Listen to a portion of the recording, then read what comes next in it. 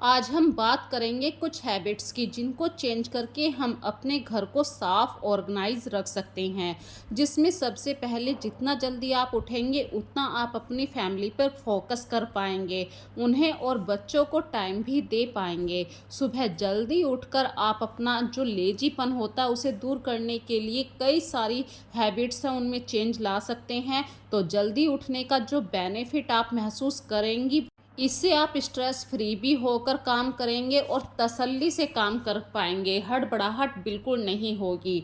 और हाँ, एक कैपेबिलिटी के अकॉर्डिंग ही आप अपना काम कर पाते हैं। यदि आपके शरीर में पूरी एनर्जी है, बॉडी फुल एनर्जी से भरी हुई है, तो आपके दिन में कितना भी काम आ जाए, पूरा मतलब जो एक डेली लाइफ हो स्टाइल होता है हमारा, उसमें कितने सारे काम होते हैं, उसमें कितने भी सारे काम आ जाएं, आपको बिल्कुल भी बर्डन नहीं लगेगा। तो फ्रेंड्स, सबसे पहले मैं आप सबका वेलकम करती हूँ अपने इस छोटे से चैनल पर जिसका नाम है बड़े बाल रश्मि। और ये आप लोग पहले से जानते हैं कि मैं सुबह जल्दी उठा करती हूँ, क्योंकि सुबह जल्दी अगर 4:30 बजे के आसपास मैं उठ जाती हूँ तो कुछ आधा घंटा अपने लिए रखती हूँ और 5:30 बजे निकल जाती हूँ मैं दूध लेने के लिए। और मैं आती हूँ फिर 6:15 बजे तक, क्योंकि आजकल थोड़ा सा दूध लेट निकल रहा है। तो ये सब चीज़ें भी कभी कभी लाइफ में एडजस्ट करनी पड़ती हैं। और वहाँ से आने के बाद जो सबसे पहला काम मैं करती हूँ नहाने का, ताकि मैं अपने भगवान जी के आगे सिर झुका सकूँ। और ये तो फ्रेंड्स आपको पता है कि चाहे संडे, बस एक संडे को छोड़ के सैटरडे हो या मंडे हो, डेली हमारी लाइफ में हमें सुबह उठ के किचन में आना पड़ता है। संडे को आप थोड़ा सा रिलैक्स कर सकते हैं कि भाई आज 7 बजे ना उठ के हम 10 बजे जाएंगे किचन में, लेकिन सुबह 7 बजे और दिनों में जल्दी आना पड़ता है, क्योंकि बच्चों को टाइम से स्कूल भेजना होता है। और मेरे दोनों बच्चे 7 और 8 के बीच में चले जाते हैं। कार्तिक 7 बजे है और आस्था 8 सवा 8 बजे तक चली जाती है। तो इस तरीके से मैं आज अपना डेली रूटीन आप लोगों के साथ शेयर कर रही हूँ। तो फ्रेंड्स, सुबह ही सुबह जब नहाने के बाद, पूजा करने के बाद अपनी बॉडी को कुछ ना कुछ एनर्जी चाहिए, तो मैं सबसे पहले चाय पीना पसंद करती हूँ। और यहाँ पे छोटी सी बात शेयर कर रही हूँ, देखिए चाय के कुछ बूंद गिर गए हैं तो आप तुरंत उसे साफ़ कर दीजिए। यदि ये हैबिट आप अपने अंदर इंक्लूड कर लेते हैं तो आपका काउंटर हमेशा साफ रहता है। और फ्रेंड्स, मैं यहाँ पे देखिए चाय पीते हुए थोड़ा सा बालकनी में आ गई थी और हमारे पड़ोस में एक छोटा सा बेबी है, उसको मतलब सुबह उठते ही वो भी दूध का डिब्बा लेके साथ में चल देता है अपने दादाजी के साथ। तो उसी बच्चे की मम्मी से अभी मैं बात कर रही थी। और फ्रेंड्स, चाय पीते पीते मुझे याद आया कि मैंने अभी कल रात, संडे था कल, बच्चों की ड्रेस प्रेस नहीं कर पाई थी। कुछ ना कुछ ऐसे फैमिली में बहुत सारे रीजन हो जाते हैं। तो ये काम भी हमारी लाइफ का एक हिस्सा होता है जिसको हमें एक प्रॉपर टाइम के अंदर ख़त्म करना होता है। और फ्रेंड्स, मैं यहाँ पे एक बात कहना चाहती हूँ, आप जब हर काम को एक रिलैक्स होके करते हैं, तसल्ली से करते हैं, तो वो काम जो है ना आपको बिल्कुल भारी नहीं लगते हैं। अभी यहाँ पे देखिए सुबह के ये 6:30 बजे का टाइम है और मैं अभी देखिए फटाफट से नहाई भी हूँ, पूजा भी कर ली और मिनटों में आके मैंने सबसे पहले आटा लगा दिया था और 5 मिनट के लिए मैं बाहर भी बालकनी में खड़ी हो गई थी। और आते ही मैं फिर प्रेस करने के लिए लग चुकी हूँ, क्योंकि कार्तिक नहाने के लिए गया है और वो 7:15 बजे घर से निकल जाएगा। तो मुझे बस 2 पराठे भी सेकने हैं। तो ये काम जो होते हैं ना सुबह ही सुबह भागम भाग वाले, यदि आप अपनी हेल्थ का पूरा ध्यान रखेंगे तो ये छोटे छोटे से काम आपको कभी भी भारी नहीं लगेंगे, क्योंकि ये छोटे छोटे से काम हमारी लाइफ का एक बहुत बड़ा हिस्सा बन चुके हैं। हम आज से ये काम नहीं कर रहे हैं, जब से बच्चों ने स्कूल में जाना शुरू करा है ये हमारी लाइफ का एक ऐसा हिस्सा हो गया। जिस दिन बच्चे स्कूल नहीं जाते हैं उस दिन हमें लगता है कि आज क्या बच्चे स्कूल नहीं जा रहे, आज हमें किचन में आराम से टाइम मिल गया है। तो ऐसे ही देखिए छोटे छोटे से काम करते रहते हैं, खुश रहते हैं। और मैं अक्सर सुबह के वक्त में अपने घर में छोटी, मतलब कम आवाज़ में जैसे म्यूजिक लगा देना, आरती चल रही हैं आजकल, तो मतलब भगवान जी में श्रद्धा ज़्यादा आने लगी है क्योंकि फेस्टिव सीजन स्टार्ट हो चुका है। यहाँ पे देखिए मैं पहली रोटी जब भी बनाती हूँ मैं गाय की ज़रूर बनाती हूँ। और फिर मैं बना रही हूँ कार्तिक के लिए पराठे, क्योंकि अभी सब्जी नहीं बनाई है मैंने, और सब्जी बनाऊंगी मैं ऐसे 10-11 बजे। तो ये पहली रोटी पे मैं 4 दाने चीनी के ज़रूर रख देती हूँ, और कार्तिक जैसे ही नहा कर आता है उसी को दे देती हूँ। वो चाहे मतलब स्कूल जाते हुए किसी गाय को दे दे या बाहर रख दे, गाय आके खा लेती है। इस तरीके से ये छोटी छोटी बातें भी आपको अपने घर में शामिल ज़रूर करनी चाहिए। ये छोटी सी बातें नहीं है, ये बच्चे सीखते हैं कि गाय को रोटी भी देना ज़रूरी है। यदि हम सुबह को थोड़ा-सा भी लेट उठते हैं फ्रेंड्स, हमारे ये छोटे-छोटे से काम बहुत ही ज़्यादा लेट हो जाएँगे, बच्चे भी स्कूल के लिए लेट हो जाएँगे, और जब काम हमारे सिर पे पड़ जाते हैं कि हमारी वजह से बच्चे स्कूल के लिए लेट हो गए, तो ये काम कहीं न कहीं चिड़चिड़ाहट में बदल जाते हैं। तो देखिए 7:20 हो चुके हैं, और आज कार्तिक चला गया है, आस्था भी बस अब जा रही है। देखिए स्कूटी पे आस्था चली गई है।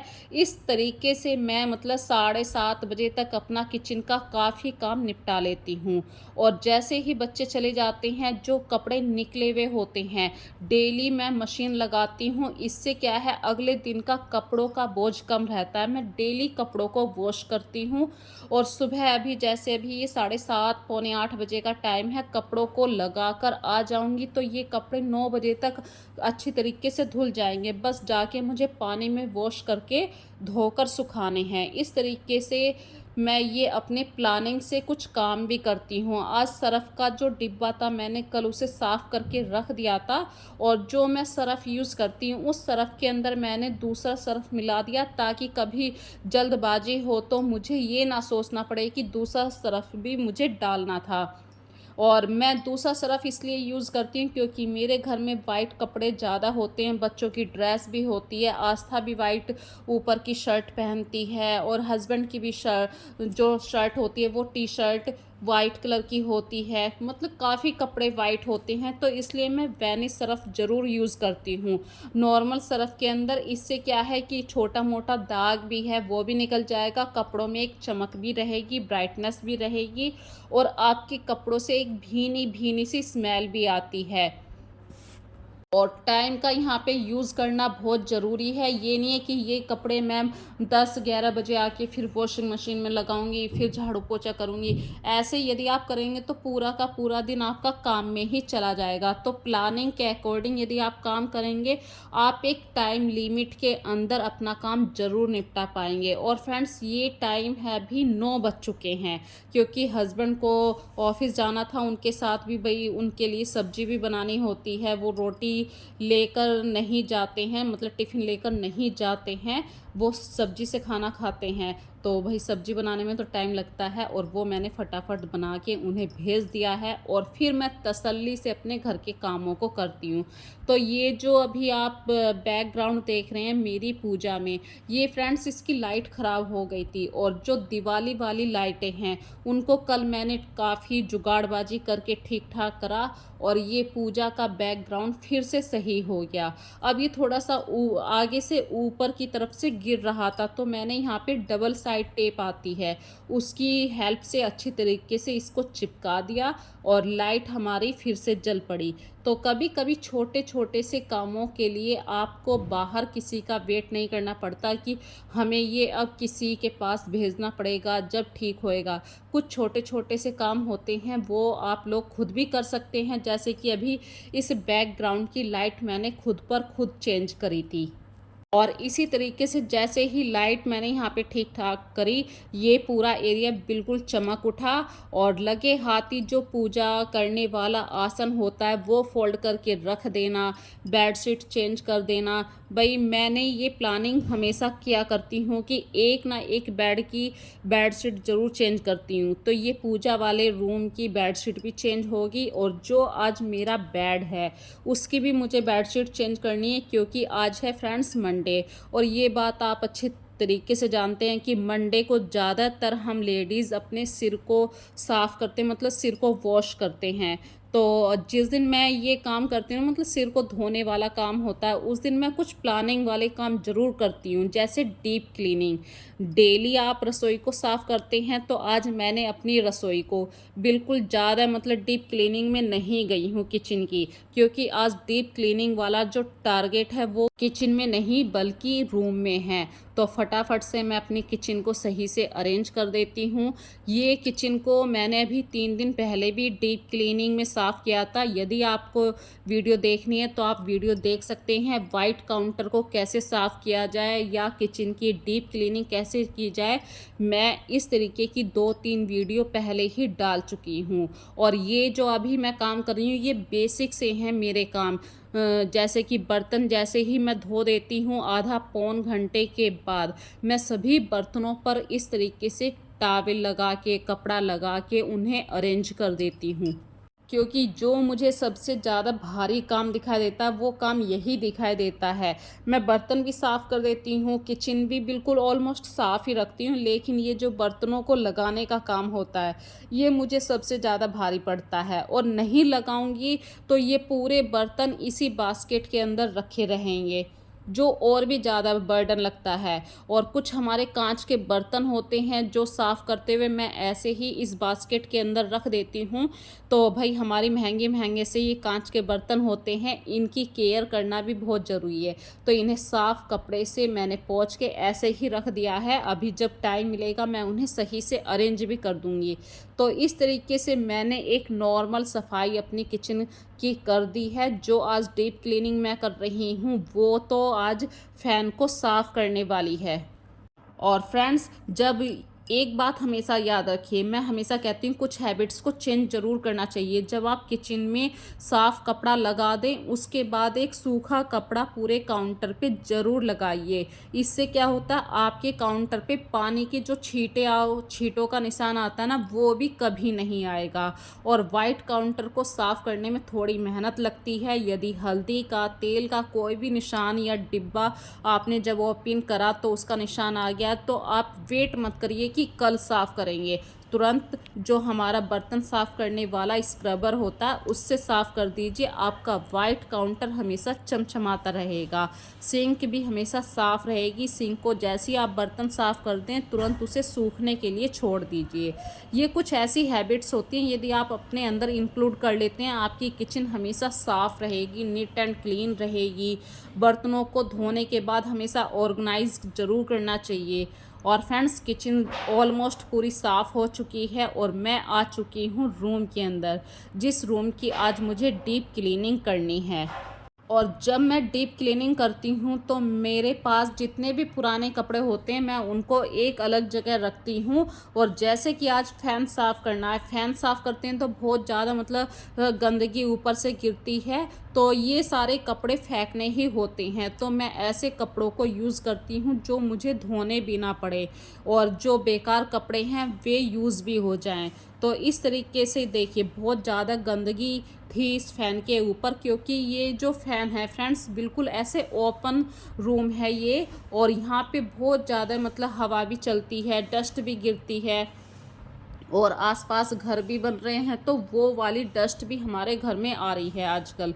तो उसकी वजह से ये हमारा पंखा काफ़ी गंदा हो रहा है। और आप कितना भी साफ़ कर लीजिए फ़ैन को, 1 महीने, सवा महीने में पंखे ज़रूर गंदे हो जाते हैं। और ये दोनों फ़ैन पास में ही हैं, तो मैंने आज दोनों ही फ़ैन को साफ़ करने का सोच लिया है। अकेली मैं इन फ़ैन को साफ़ कर रही हूँ तो मुझे थोड़ा सा मतलब डर भी लग रहा है कि कहीं मैं गिर ना जाऊँ। और वो वाली कहावत सुनिए, जिसको काम करना होता है वो ज़रूर करता है, वो बहाने नहीं ढूंढा करता है कि मैं अकेली हूँ, मैं कैसे कमरे को साफ़ करूँ, मैं कैसे फ़ैन को साफ़ करूँ, कौन कुर्सी को पकड़ेगा।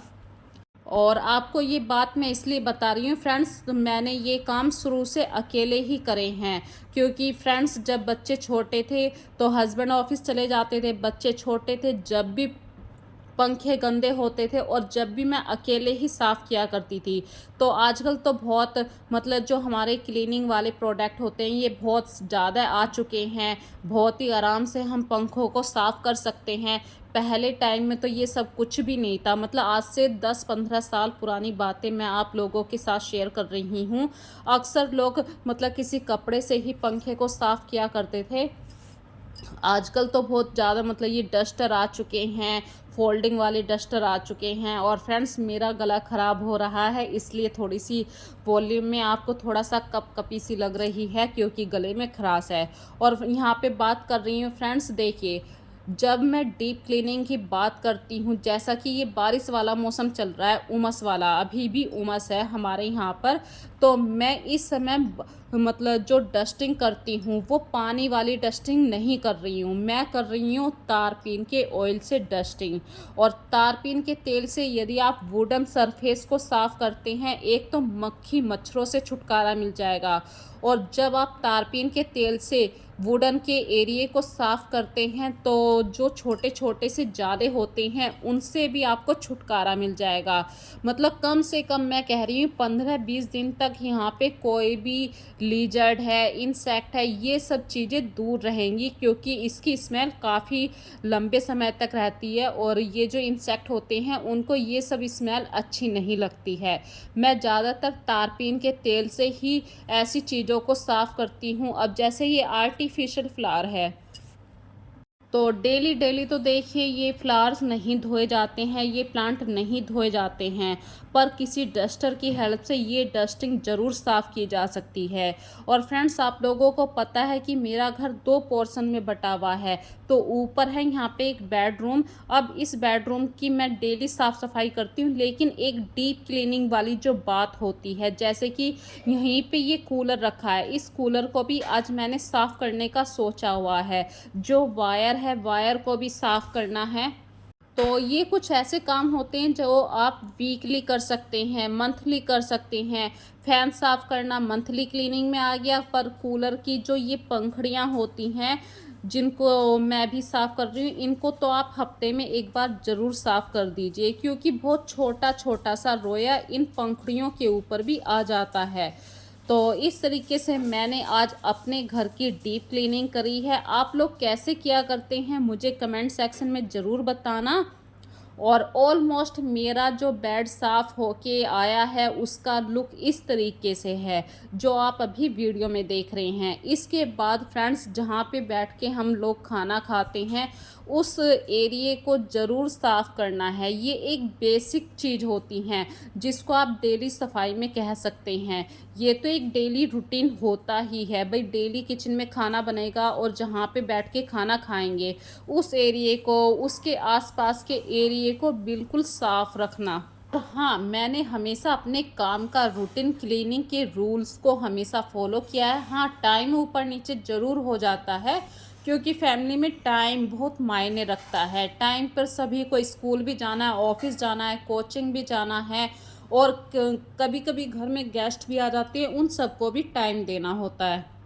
तो सबसे पहले एक रूटीन को फॉलो करना कंपलसरी है, और सबको अपने अपने काम पर भेजकर यदि आप डीप क्लीनिंग वाले काम को छेड़ते हैं तो आपको बिल्कुल भी डिस्टर्ब नहीं होगा। अपने घर को साफ रखने में थोड़ी सी तो मेहनत सबको पड़ती है।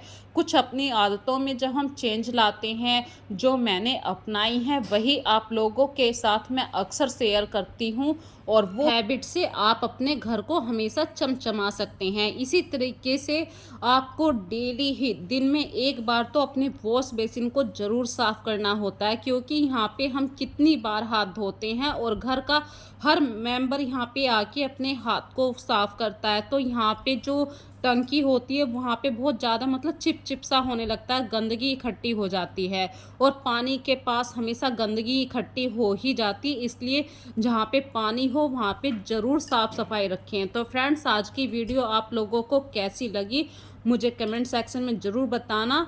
फिर मिलेंगे एक नई वीडियो में नए कॉन्सेप्ट के साथ। तब तक के लिए फ्रेंड्स अपना ध्यान रखिए। So take care friends, bye bye.